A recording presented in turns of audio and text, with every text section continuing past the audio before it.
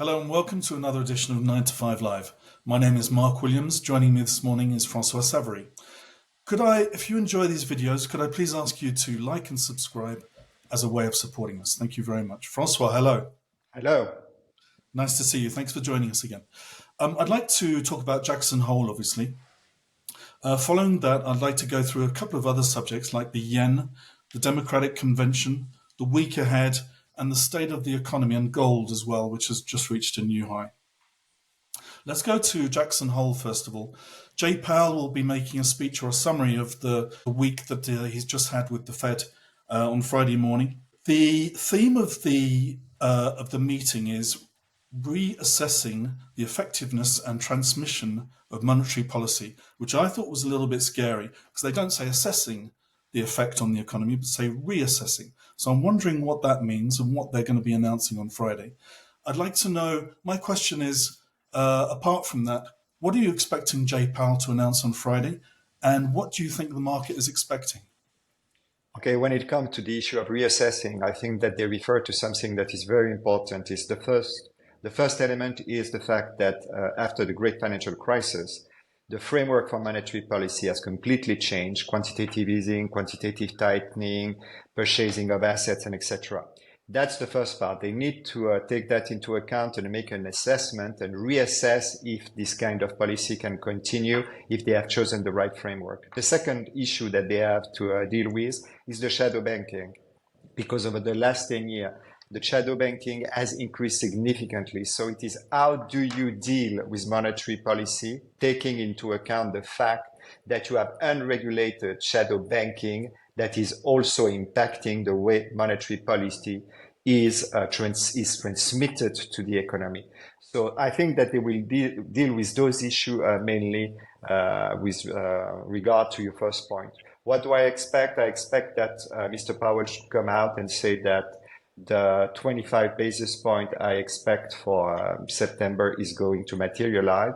I don't think that he is going to go maybe as far as the market is expecting, which is giving clues that he will lower interest rates again in November and December. I think that he will stick with September and keep his options open for the two coming meetings in November and December. Possibly answers part of my next question. Emerging currencies are rising reportedly because of Jackson Hole and what Jay Powell is going to announce. What do they know that we don't know? What do they know? They know that for a long time, Asian currencies have suffered significantly because the US dollar was much stronger and there was a real decoupling between the Asian monetary policies and US monetary policy.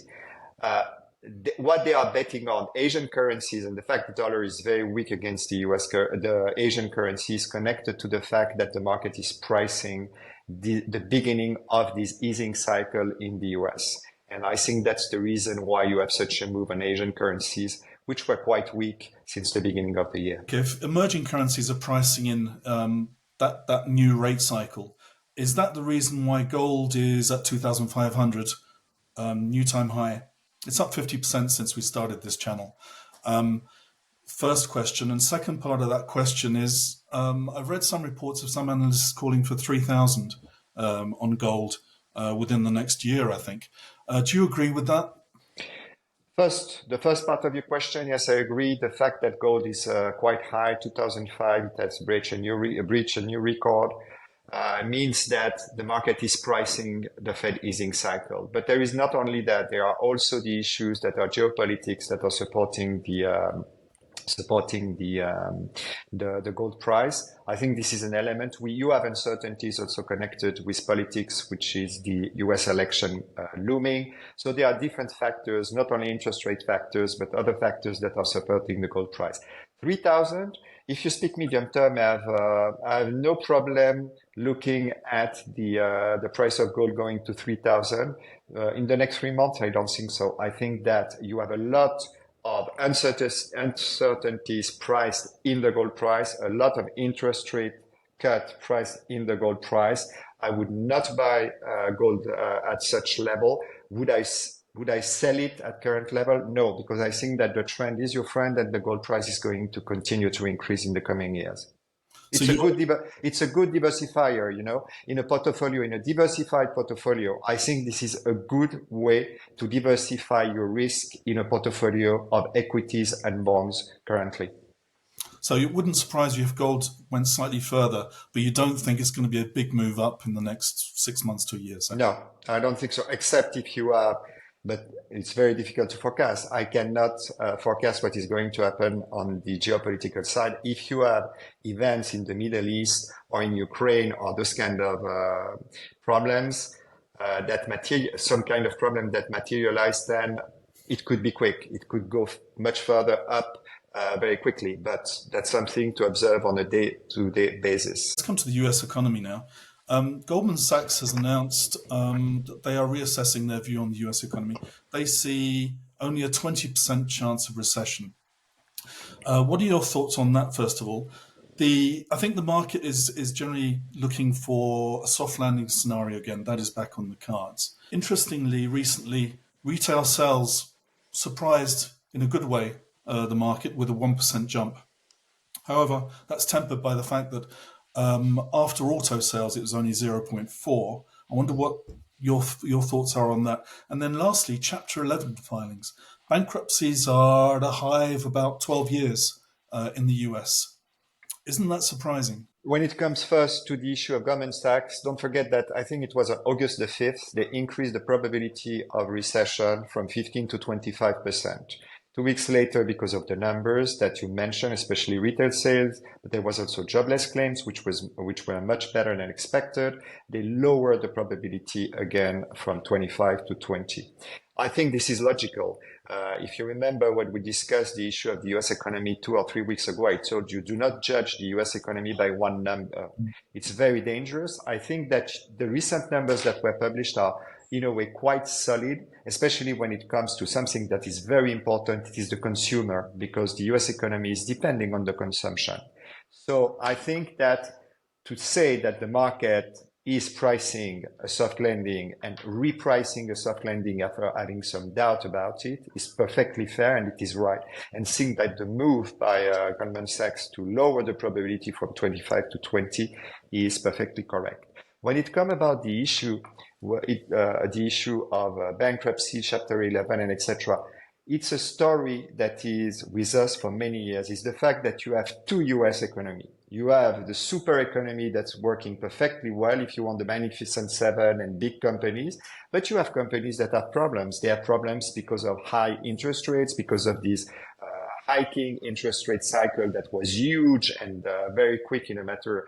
It was the strongest hiking cycle for 40 years. So there are a two-way economy that you need to have in mind. It's not surprising, but it is one weakness of the US economy. Not everything can depend on the Magnificent Seven. So I don't see something illogic there, but it tells me that there is a need for the Fed to cut interest rates. Retail sales? Retail sales, I would say they were very good, very surprising. The fact that ex-auto, you have some erratic movement in some of the components, but even the 0.4% was a good number when you take out the autos. It was a better number than was expected by the market. So it is a positive number. Let's come to the yen now. It seems as though the Bank of Japan was shocked by the reaction of them increasing the interest rates a few weeks back, and they tried to calm down the market. The yen, after a technical drop, has regained strength again, back to about 146, I think.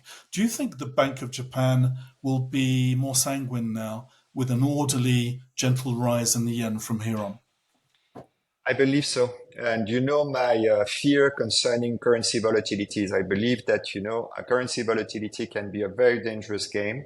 And what happened at the end of July, early August with the carry trade and the strength of the yen tells you a lot about how currency can affect the market in a very important way and a dangerous way. So yes, I think that the BOJ has understood that they need at least to improve their communication when it comes to the way they are conduct monetary policy, how they are going to take into account the evolution of the yen, And I think that yes, they want to slow down the strength of the yen, and that's the reason I believe that the target that anyone should have in mind for the yen is not 100 like some people believe. I think it would not be feasible, but it's something that is more moderate for the medium term. Have the Bank of Japan announced a target price for the dollar yen? They will not. They will not announce a target. They will say that they will look, a central banker is not going to tell you, I want this target on the currency. This would be, in a way, stupid because it would be the best way to give the opportunity for market to attack. So no, what they will say is that they are perfectly aware of the need to have a moderate appreciation in line with fundamentals and etc. By the way, the Japanese authorities had a good number last week, which was the GDP number for the second quarter, which were much higher than expected. And also with that, they can say, we want to see the yen in connection with the fundamental of the economy. So I think this is what they will do if they do something. If the yen goes up by 10% against the dollar, would that shock you? We're talking about, say, 10%, one third. from the current level, it means that it would be 130. Then it's a matter of time frame. If it happens in a matter of 1 year, 18 months, it's fine. If it happens in 3 months, I don't think it's feasible. It's dangerous. Okay. Let's come to the Democratic Convention now, which kicked off yesterday. Kamala Harris is targeting economic policies for the poorer parts of the population. She's targeting family tax breaks, pricing controls on food, and help with rental costs.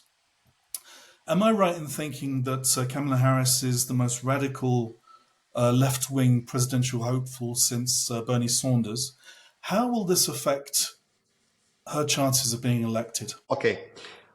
Come on. Kamala Harris program is maybe the first mistake of Kamala Harris in this election campaign. Because when you see the reaction to some of the measures were already known.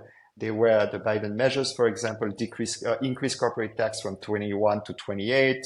That was something. You are right, where people have some doubt, and economists put that forward. They said, the idea of controlling price for food is a very bad idea. Be careful with that.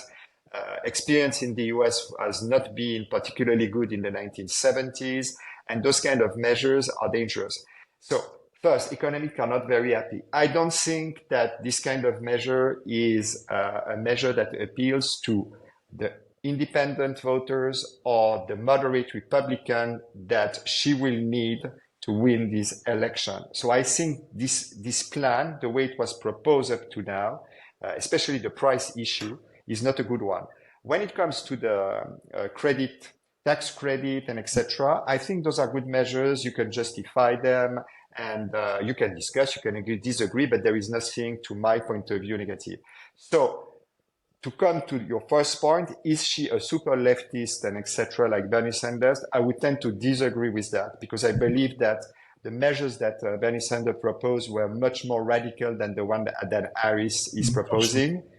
Maybe the mistake is for her to try to propose populist measures that are going to be difficult to implement and that are not necessarily very effective, like the price control or price gouging issue that I think is a mistake.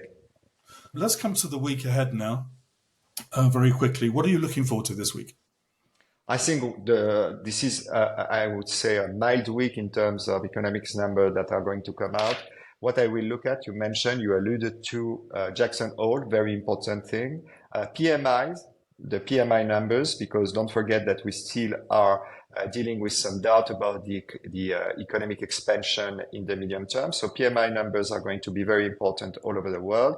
Plus, I will look at NVIDIA numbers because, the Magnificent Seven are back in the forefront of the market and they are rising like crazy again.